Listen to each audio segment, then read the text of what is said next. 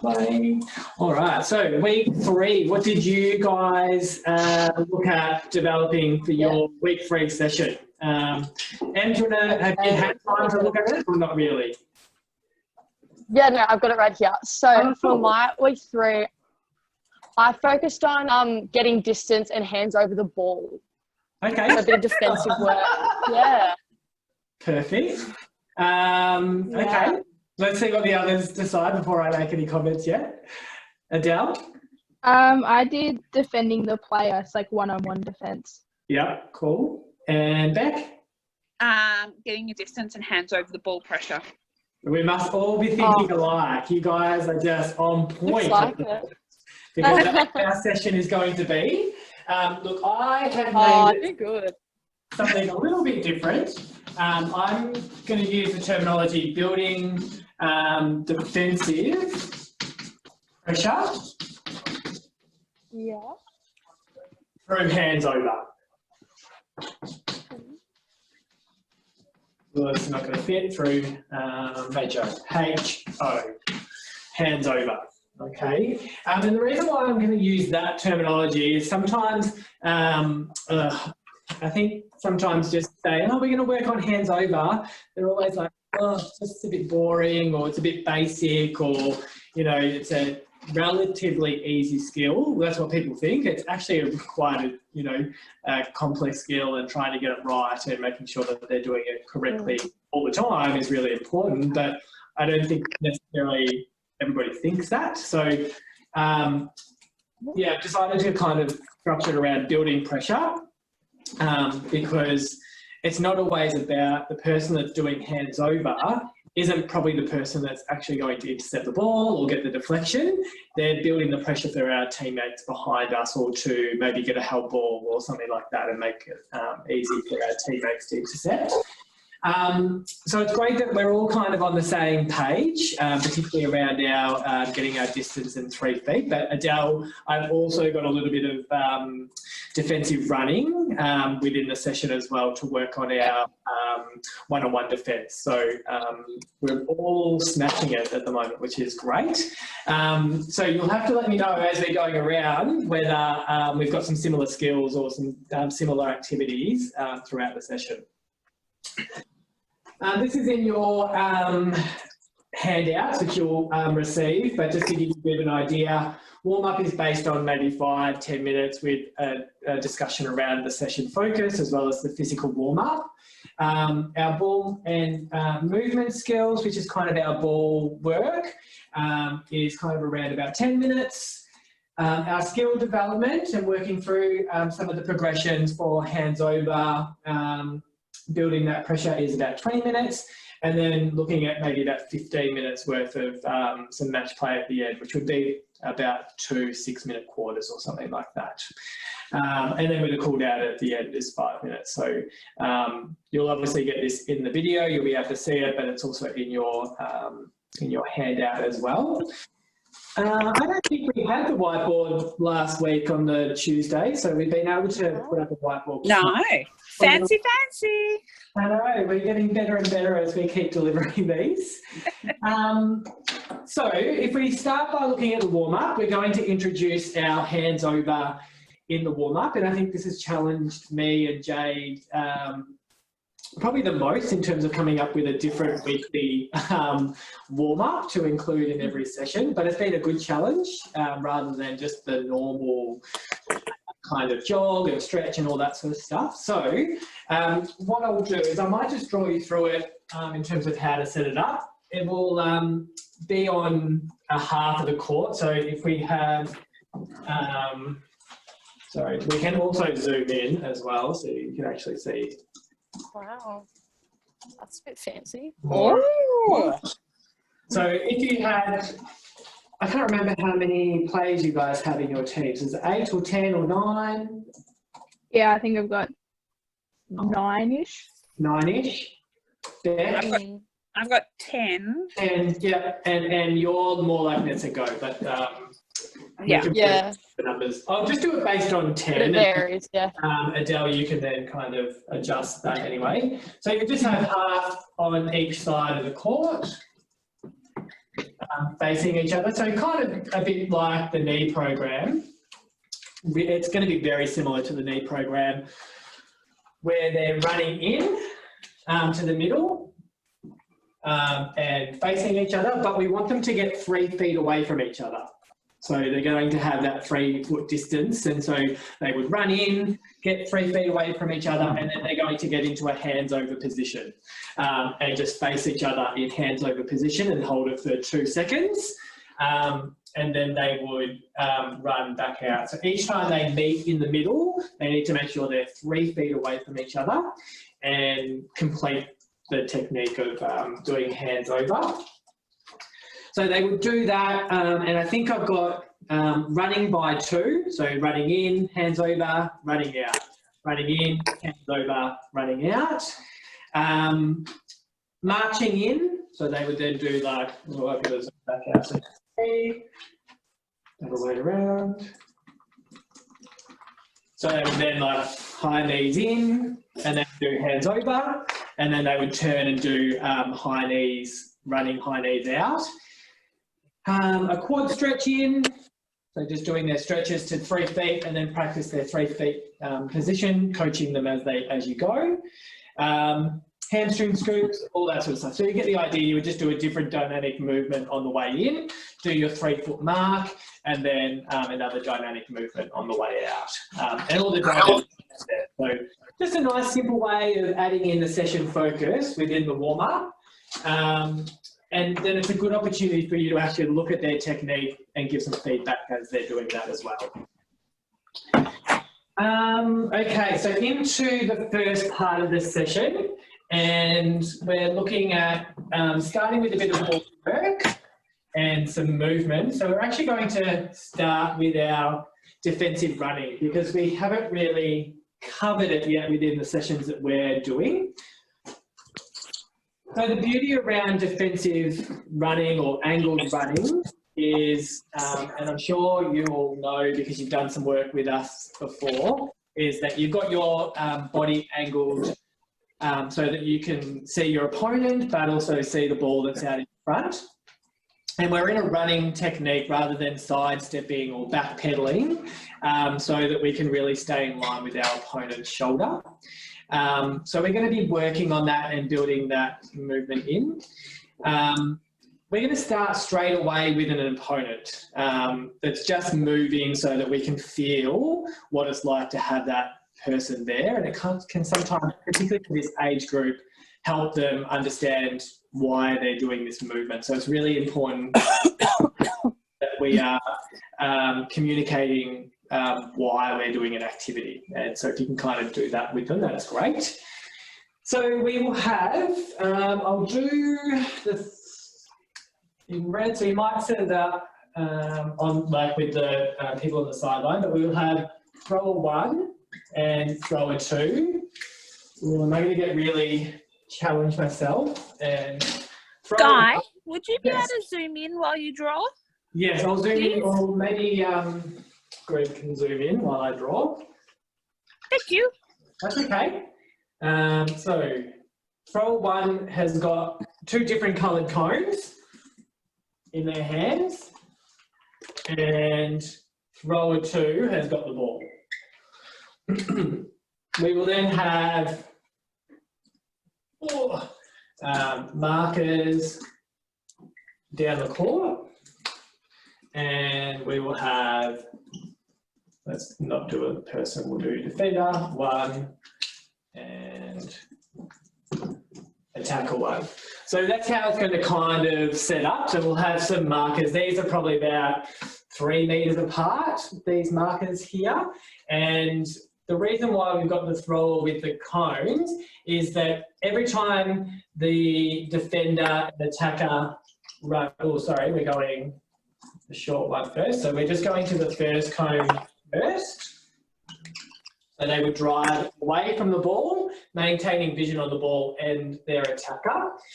And every time they're driving away from the ball, thrower 1 will hold up one of the cones so that the defender has to yell out what colour they're holding up so that looking forward down through the court, as well as being able to feel what that defender is on them as well. Then they would drive back to the first cone, and the defender's going to receive a pass.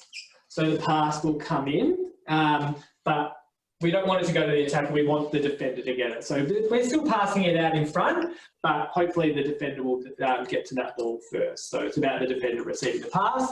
They will then pass it back to thrower number 2, and we'll go to the second cone this time. So they will then drive down to the second cone with the defender going with them. And again, as they drive away, thrower 1 will hold up a coloured cone, and the defender will have to yell out what colour that cone is.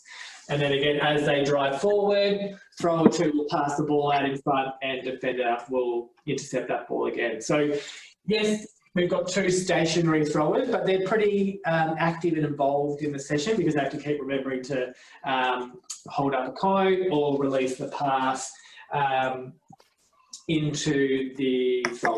So you could start this activity, particularly maybe for under 11s, you might get them just doing the movement first rather than adding the ball in straight away. So you might get them to just to concentrate on doing the defensive running and calling out the cone to begin with. Then, once they've had a bit of a practice of that, then you might add in the ball. But I would still have thrower 2 out here with the ball the whole time, just so that they're starting to look at the ball as well as the cones. And particularly as they drive in, we want them to kind of see the ball as well. Does that make sense? Yeah. Yeah. Yeah. I would make sure that, so if you set it up this group here, and then another group maybe is on this side working through the activity, I would make sure that you switch them so that they're working on the other side as well, because we obviously want to try to force and keep the attacker on the sideline, but we also then want to work the other side. And look, the drill could still work if you just swap the defender and attacker onto each side, but it's not super reflective of the skill itself in terms of keeping them to the sideline. So just get them to swap sides, if that makes sense. So we've got 4 players. How are we going to include if you've got 9 or 10 players at training? Because we've got 2 groups of 4, so we have one group here and then another group over here. How are we going to have the other player involved? You got any thoughts? Maybe put another thrower at the transverse line. So another thrower here? Yeah. Oh, sorry. Thrower 3, yeah. And what's their role, Adele? Maybe like going like a fake pass or something like that there. Like, I don't know. So as they're running away? Yeah, I guess so. Like if they're running, they're running away from that first pass. I don't know. I just kind of said that maybe put them at the transverse line. I think you're kind of on the right track. Yeah, I don't know how to put it. That's okay. So if we do place a thrower here, or maybe they're kind of even maybe at halfway a little bit. What kind of role would this thrower be in a game? That's a defender that's behind somebody that's defending somebody.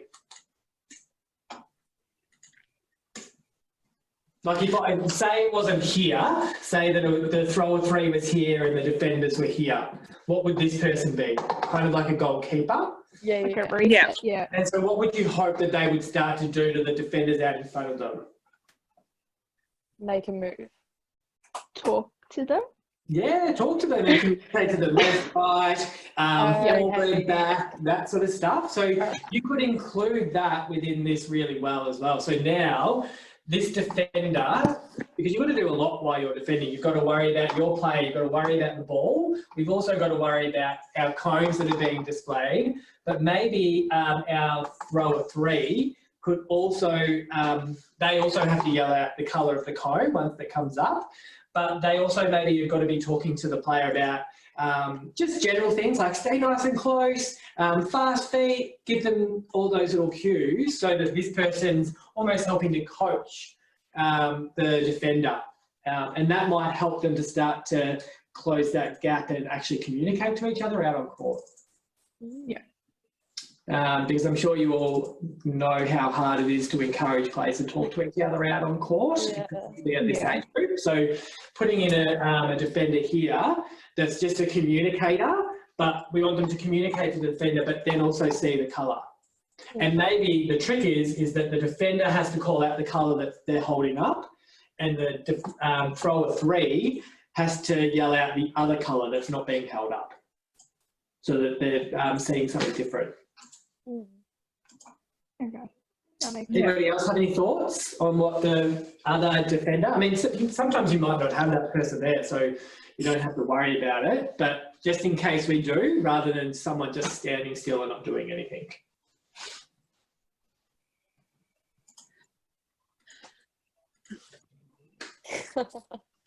Don't stress if you don't have any ideas, because to be honest, I didn't really have any ideas. I was kind of waiting to see what you guys said. And All right then. I think might inspire me, and I think Adele, you inspired me to talk about that.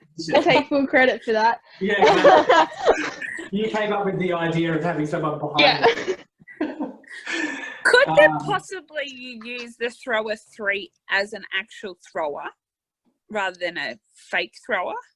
Yeah, you could. So I would say, so the defender comes in to receive a pass, then they might then turn and pass it out to the defender 3, and then they would have to run the other way maybe, or something like that. You could do something like that. You would lose the ability if they then started going this way.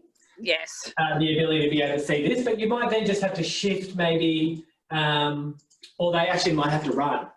So once they turn and pass the ball down, they have to run down to this end, and then down there. So this person's actually moving. Yeah. Yeah. So you could do that. Yeah. I can just see how my under 11s would like that drill. They have to stay very engaged in that, because there's lots of moving parts, and that's where maybe before you add the ball into that, is maybe just get them to go up to a point and then back, and then once they get back to this starting cone, the thrower with the cones then runs down to the other end, and then they would do it the other way. So you could do it like that, just so they get the movement of it first. Yeah. Cool, but yeah, there's lots of different ways that you can add in another extra player that you haven't accounted for in a session. So yeah, think your way through those, and sometimes it's easier to think on the spot as well, in terms of how you might use them. But yeah, 2 really good ideas to throw out there.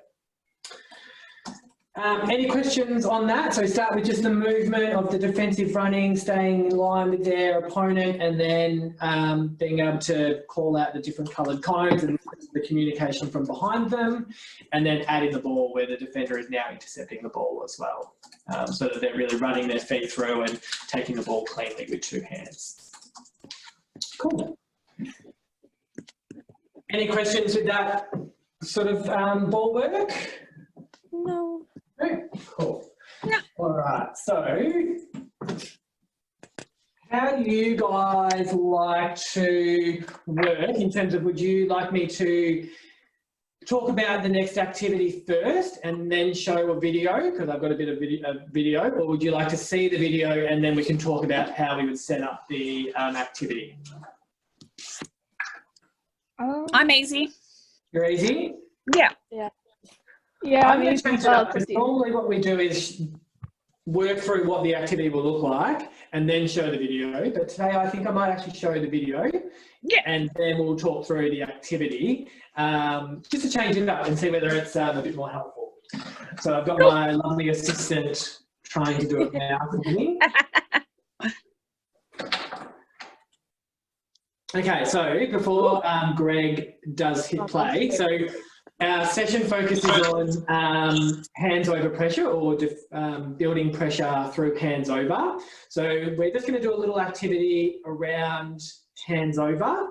So Greg's got the ball and he's doing surprises, and I'm the defender that's working on my recovery and getting hands over the ball. So we'll just play the video and then we'll talk our way through it as we go.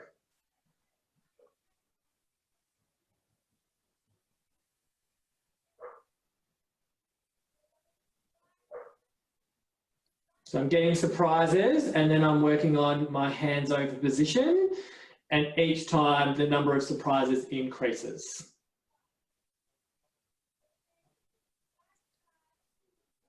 And you can see that Greg's kind of moving the ball and I'm following my hands over. And I was a little tired at the end of it. I actually did have to work quite hard. So the way that activity works is they're in pairs, obviously. You're getting surprises anywhere you want. You'll get one surprise and then pass the ball back and get into hands over. Get 2 surprises, hands over. 3 surprises, hands over, and so on, all the way up to 5, and then reverse your roles.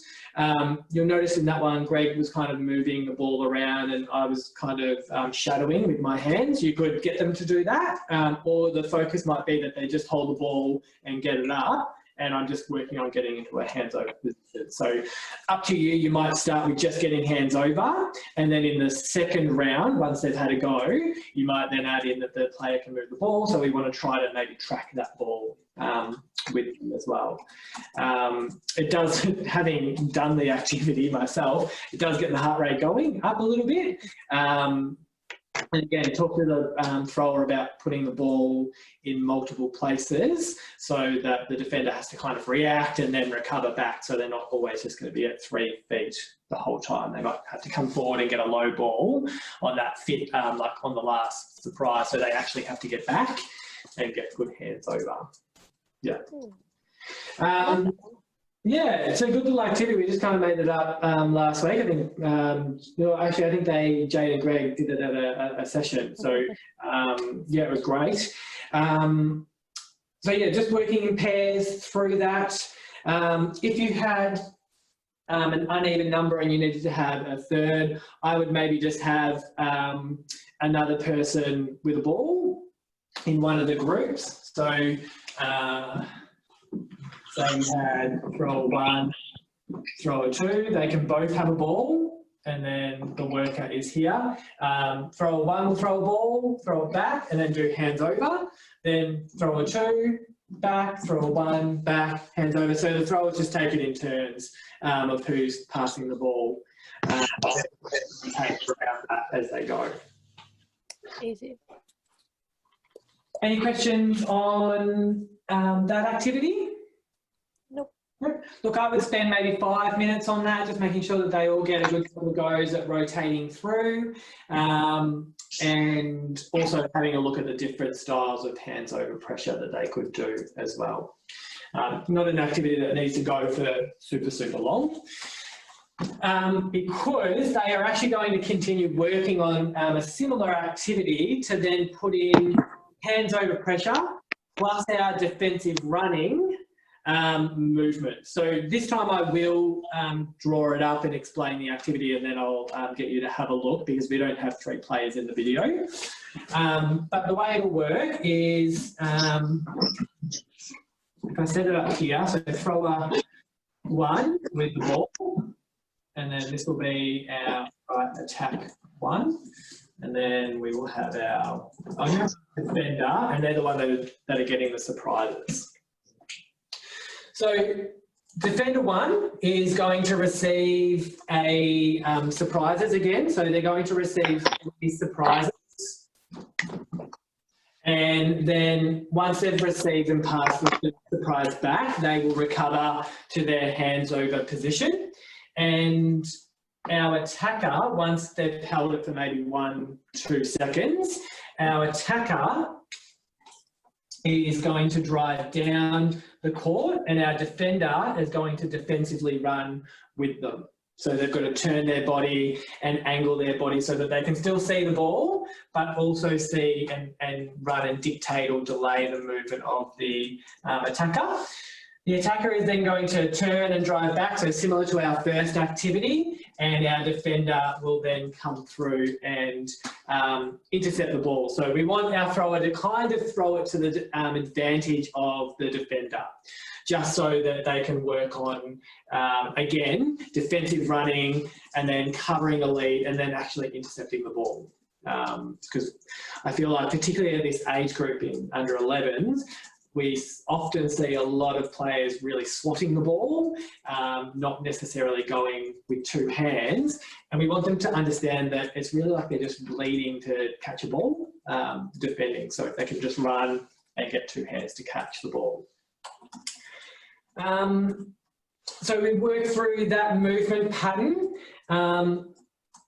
How could you maybe, the one thing I was going to say is I just want to make sure that the defender, so you can kind of see it, don't need to zoom in or out, Greg, is if I'm in hands over, I'm flat here, what I'll be talking to your players about is if my attacker is coming down from the right-hand side of me, is that I actually want to be angled slightly to the right so that I'm in a good position to start running defensively or angled running straight away. Whereas if I'm flat, I have to turn, then run. Whereas if I'm already in this position, all I have to do is just take my first couple of steps and go. So it's something you could do to kind of simulate that a little bit is just shift it over a little in terms of where they're going to set up. And you would have thrower one with the ball, and then you might have attacker one and attacker two, and then our worker here. So they might alternate what sides or who that person is going to be that leads. So once you've done your three surprises, let's say attacker one goes, so the worker will have to go that way.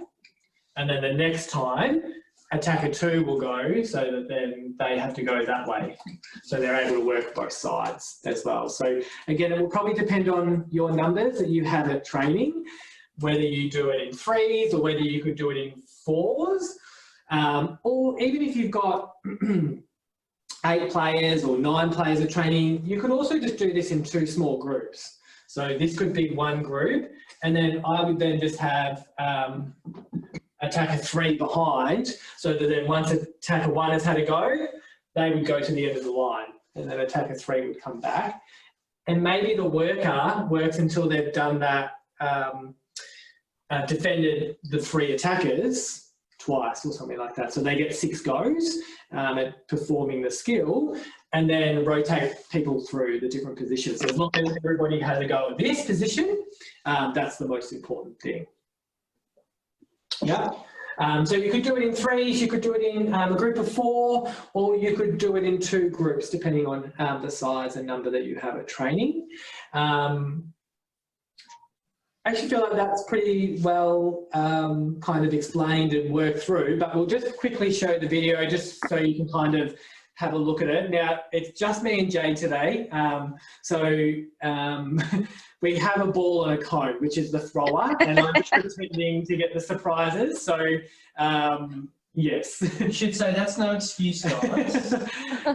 I'm just pretending to get the pass and then going into the defensive running. Can you guys see that video? Yeah. It's just loading. Yeah.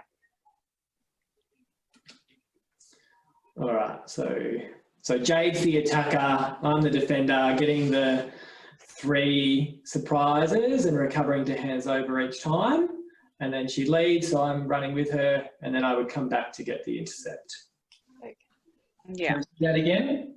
Got that. Yeah, show them again. Yes, please.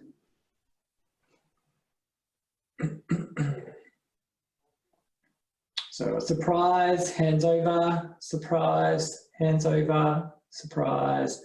And then as soon as Jade takes off, going to delay the next movement because we want them to come back up the court so that I'm now ball side to intercept. Yeah. Cool. Cool. So really simple progression from that activity, and again you might set it up, we'll talk about it being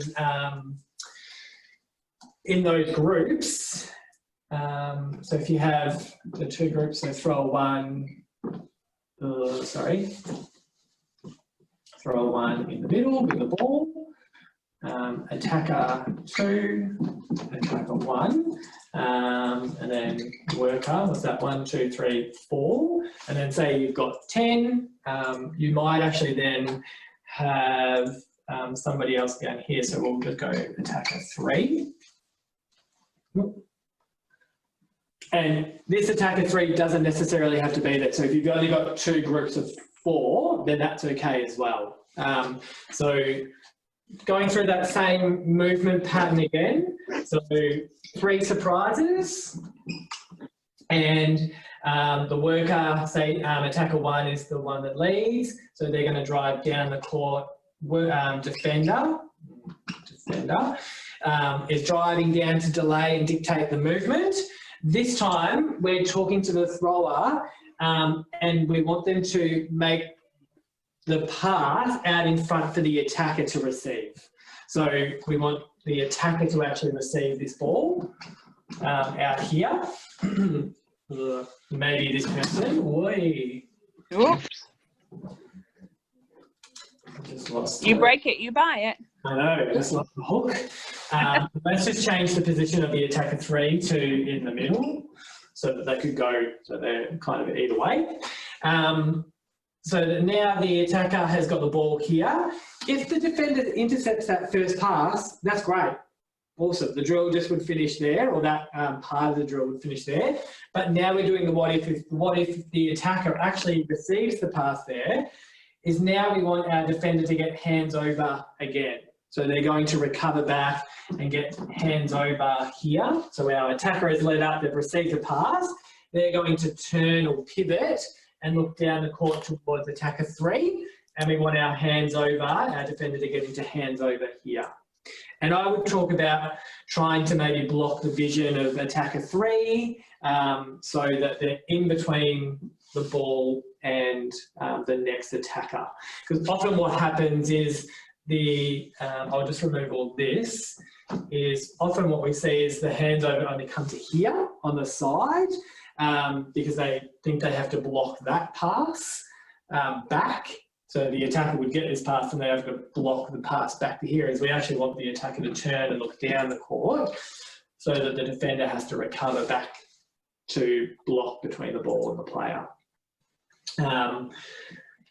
And then you could then talk about the attacker 3. If we work on some of the other skills that we've kind of been working on in the last couple of weeks, is our driving onto the ball, is maybe attacker 3 is kind of reading it and they've got to drive away to then drive back to receive this next pass from attacker 1 if they do happen to get the ball. Because then that way you can kind of put in some of the other stuff that we've been working on over the first 2 sessions as well. Does that make sense? Yeah. Yeah. Look, you probably wouldn't necessarily have it going over this whole big space for your under 11s because they're probably not going to be able to make the distance for those passes, but just trying to make it as large so that you can see it as possible. You would just need to think about where you need to set this up on court for your team. And you might even think about, okay, so the first round that we go to play, you might already have some rotations in mind, depending on how you do those rotations. Sometimes teams have them in the same position for 3 weeks, or sometimes they have to rotate in multiple positions within a game. But you might have the players that are wing defenders, centres, they might be doing the skill around this area, and maybe even set it up that the goalers are doing it more in this area, something like that, so that it's a little bit more specific to the area that they might be playing. But again, they're under 11, so they're going to be probably playing multiple positions. So I don't think that necessarily is a huge impact on that activity. Yeah, cool. Any questions around those hands over progressions or activities? Yeah. Beck? How would you, sorry, with that last third progression by having in the third thrower, Yeah. I don't know what I'm trying to say yet. Sorry. Just talk it through because it'll probably come like out at some stage. Sorry. I'm like, yeah, I have a question, but I'm not sure what I'm trying to say. That's all right. I'm getting ready to draw something up in case I can kind of preempt your question. I'm thinking that, so the first attacker one gets the ball and then the defender comes back in that recovery position. Yeah.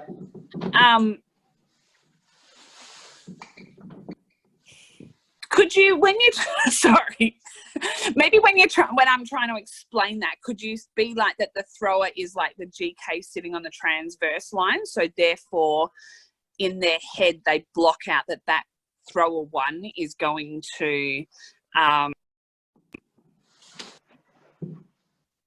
guess, run? Because I think, you know how we were talking about, you're trying to block that drive from that thrower one is what they're going to try and think. So would you talk them through that maybe that thrower one is sitting on the transverse line as the GK and so therefore can't move? Does that make sense? So you could put this as in like down here?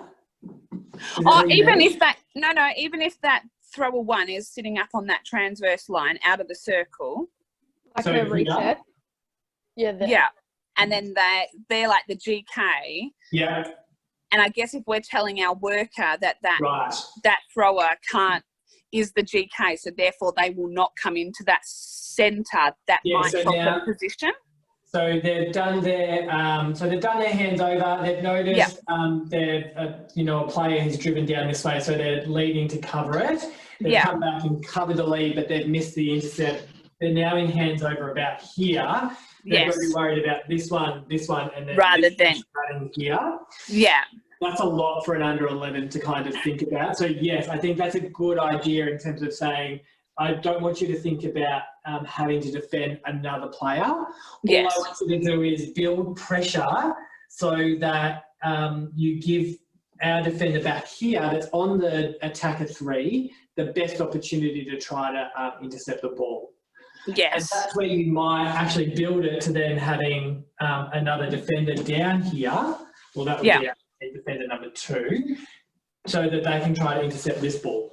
Yeah, because I think at the under 11 stage, they're going to definitely sit more as a flat defender. Yeah. Does that make sense? Am I making any sense?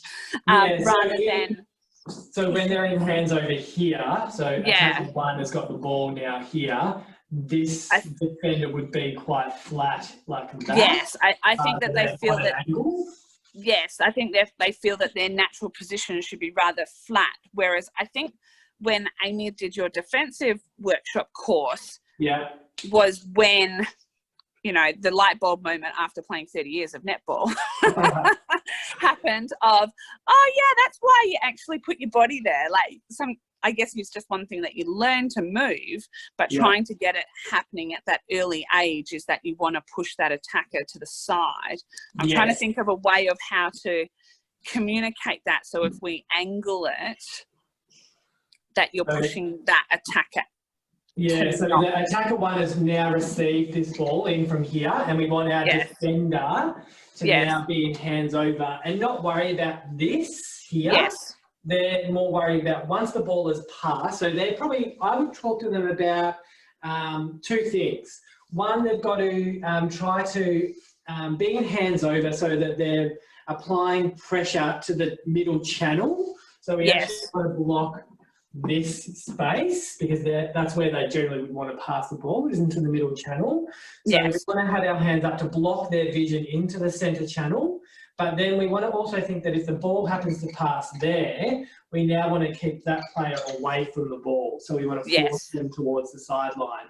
So talk to them about that, why you want them to be in that position for hands over. And then I would just kind of show them that positioning. So if I was defending the blackboard here, is rather than be flat like this, I'd be angled to here to try to force them that way. Yeah. Yeah, I think that's a good point, Beck, in terms of not worrying about this person being able to lead into here. It's about one thing, blocking the middle channel with our arms, so they have to pass it here or here, or here, here, rather than into the middle. And then we're defending the next movement. Yeah. So body position is in a place where we're forcing them away from the ball as much as possible. Yeah. But if the ball did happen to go here, and I'm still forcing them here, that's okay, because I'm actually forcing them like pretty close to the ball. Yeah. So that then they're still not actually being able to create any depth. And what we're now doing is crowding this space, which is still a good thing anyway. Yeah. Yeah. Cool. So, yeah. Thanks for letting me talk through that. No, that's okay. And that's the thing. Sometimes if you just start talking, it'll naturally start to come out anyway. And we can workshop it together. Cool. All right. So I would then just go into some match play after we've done that. It's pretty dynamic because they've got lots of things to think about and actually work their way through. So again, this age group, I'm sure they are still a couple of weeks from going out onto court and they want to get out and actually play some netball. So still set up some match play, whether it be with another team or some half court against each other. But I would just flick the focus before you go back out onto court in that scenario around really concentrating on what they've worked on in that session, which has obviously been their defensive pressure through hands over and defensive running. So yes, you still might score points for goals, but I'd also be giving some really good points or encouraging and getting good feedback around when you see good hands over or you see somebody doing a really great defensive run. And I would kind of challenge them a little bit, even though they're still, you know, young tackers. I'd be still really challenging them that every single pass needs to have hands over, so that we're really building that pressure for, I know it's only 6 minutes, but for 6 minutes, every single pass has to have somebody with hands over the ball. Nobody can be off in a space or, you know, 3 meters or 4 meters away from your player. You need to be right on nice and tight and then getting good hands over the ball every single time. And maybe if you don't see it, stop the game and kind of not necessarily have a penalty, but you might have, okay, that's one that we don't have. So at the end, we're going to do a group penalty or something like that at the end. And it might be just some star jumps or something like that as well, but just stop it so you can kind of challenge them to see if they can have the least amount of non-hands over the ball. Cool. Then obviously let's finish off with a cool down and debrief about the session. How did my session plan that we developed here today compared to what are some of the activities that you were kind of thinking about? Let me get it up.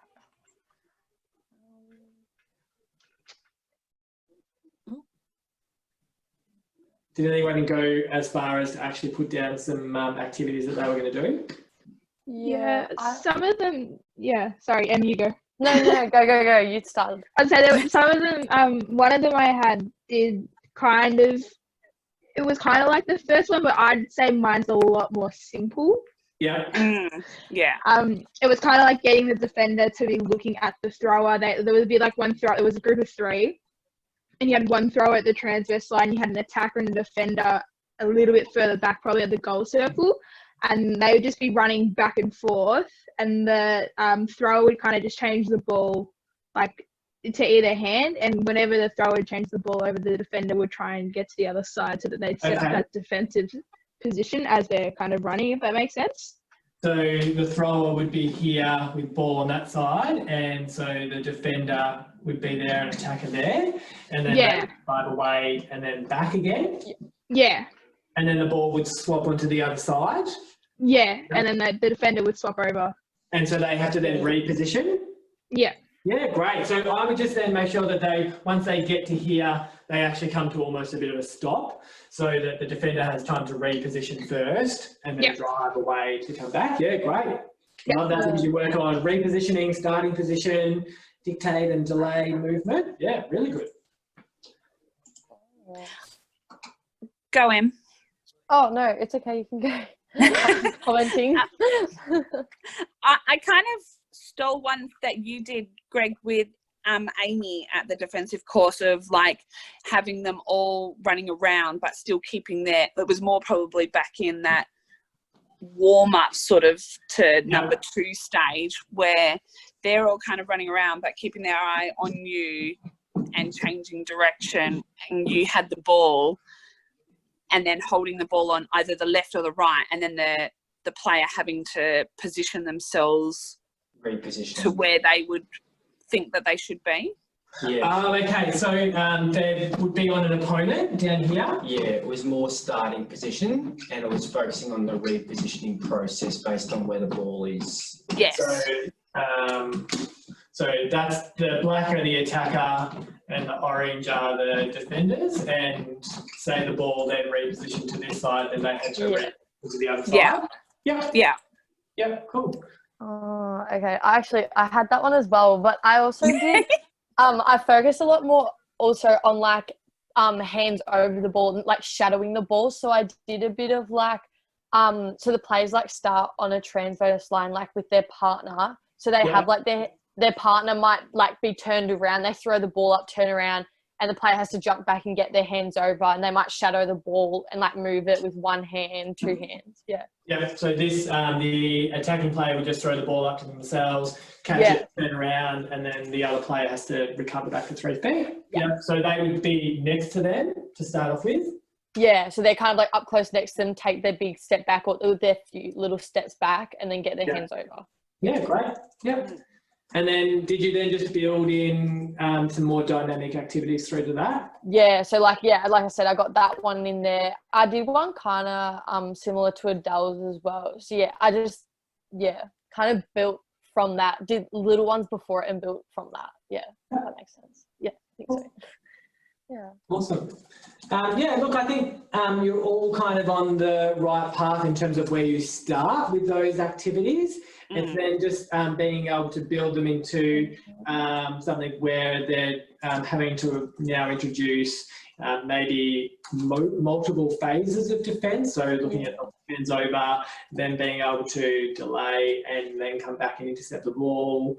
And then if they don't get it, recover back to defence again. So I think you're all on the right path with what you're kind of looking at, and then being able to then transition it kind of similar to how we did. And I reckon in even in your activity M is that you could kind of do that movement still. They would have to throw the ball up to themselves, catch it, recover back to 3 feet. Then you could then get surprises as well. Yeah, and like add stuff, to recover to 3 feet again. Yeah, definitely. So you could actually add that to the start of the activity that we did tonight. Which is a good idea, and then that can kind of build in. So yeah, that's great. And even Beck with yours is you might get them to, based on where the ball is reposition to the ball side or to the ball where the ball is. Yeah. And then once they've repositioned, what you could actually do is have all your attacking players with the ball as well. And once they've repositioned, also once the coaches move the ball and repositioned, the attackers have to throw the ball up to themselves, turn and look at the goal ring, and the defenders have to recover to 3 feet. Yeah. So almost putting your activity and M's activity together. Yeah, completely. Yeah, That's worked really well. Hands over as well. Yeah. Yeah. Cool. Kind of blanked a little bit on yours, Adele. Yours was Running. Our activity start off with, and then back, and then reposition to do the other thing as well. Yeah. So I mean, look, you could still work that into the first part of the session that we ran, which then might just solve the having to swap sides a little bit. But yeah, really like both of those, or all 3 of them. Good job. I've got to show you the session plan for tonight's session. So my lovely assistant is just bringing it up. That's it. Now, why is that? Hang on a second. One moment, please. That's the one. Beautiful. All right. So you can see just in that warm up, it's just got a bit of an explanation of what we kind of talked through and the setup of it. And then on the right hand side, it's got the dynamic stretches in terms of what the kind of order that I would do. So I've also got in there the wide squat to then lunge out, side step in, find the 3 feet and hands over, and then side step out. And then just working on 2 foot jumps and 1 foot landing. So they might just jump in and land on 2 feet and then get hands over position and then turn around and face the sideline and then do their 1 foot jumps on the way out. And then their sprints as well. And if we scroll down, oh, sorry, I can do that, Greg. So then scrolling down, you can see that first activity. I've actually got 3 movements in there, so you could do 3 of them or 2 of them, depends on what you would like to do. So yeah, just both running back to a cone and then back forward again, and then adding in the ball as well. That's just a setup, so you could set the pair work wherever you really wanted to out on court.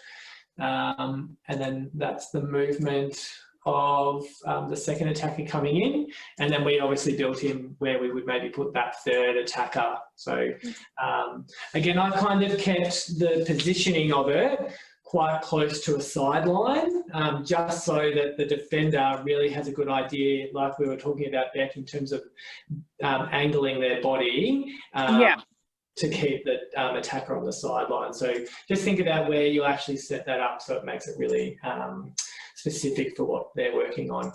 Yeah. Cool. Any general questions about the session or any general questions around anything?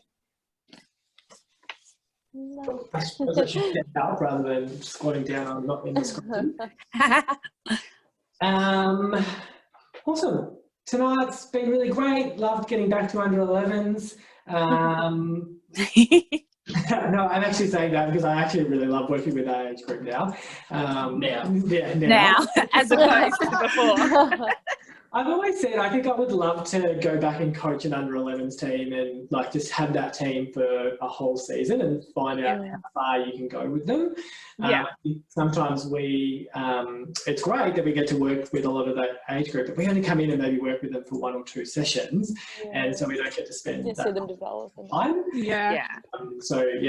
I've often said I would love to be able to see what I could do with an under 11s and see what kind of team I could create, but yes. Well, you know what? These sessions have actually challenged that I think I was maybe making my last year's sessions a little bit too easy. Yeah. And that actually maybe I underestimated or I guess didn't know how much I could challenge them and how much they would actually pick up as quickly as maybe they could do. Yeah, and I think that's, we're obviously throwing out some sessions that, are trying to cover quite a lot within a short amount of time. I mean, we probably wouldn't necessarily go out and throw these out within the first couple of weeks of a season, sorry. It's just the climate that we're now in that we're probably going to have to try to cover as much things as we can within a smaller space. I often feel like, though, don't be afraid to challenge them, and particularly even at this age group, is sometimes they really do surprise you in how quickly they can pick up the skills or the activities that you're putting out there. As long as you've given them really good explanations and you're giving a really good demonstration of how it can work, I think you'll find that they're real sponges, and you might have to actually do it for a couple of weeks for them to actually pick it up. But I love that you have thought, oh, maybe I need to challenge them a little bit more. Yeah, definitely. I've gone back and looked at other stuff that I did last year and thought, oh, I really possibly could have taken that further and not spent as much. I think that maybe they got a little bit disengaged towards the end. Yeah. And I should have, some of the things that we've done through here that they actually could have actually done. Yeah, and look, they might not be able to do it like consistently 100% right away all the time, but that's the goal, and that's the role of us as a coach, is that we need to then be able to put those steps into place to get it to be more consistent. Yeah. Yeah. That's great. I love that you guys have taken that away from these sessions. I guess from our point of view, that has been really the goal, is to be able to provide all the coaches that we've been working with new ideas, but also to challenge you guys as well as coaches to be able to think and put that out there. Hopefully, when we get back to netball sooner rather than later. Yeah. Yes, Hopefully. Definitely. Feeling a bit like a couch slob at the moment with no netball. I should know what to do with myself. Like, Oh, this whole same. free time, I'm like, don't know what to do with myself. Maybe we should do some singing lessons then. I think so. Let's do it. Oh, good. Yeah, maybe you could do that, Greg. Yeah, team inspired. I should reckon. It inspires you. You do the TikTok move and I'll sing You can make a song. theme song. Make a theme song for Inspire. Okay. Yeah. Do All it. right, you can write it. All right, I'll write it. You sing it. Okay. Perfect. We'll just be the do-up girls in the background. Yeah. I might exit this one and we'll let Yeah. Jane do another one. Cool. All right. Well, thanks for having us in your homes again tonight. No, thank you. Adele, I think you're staying on for the next one. But Beck and Emma, will see you guys next week for our last session.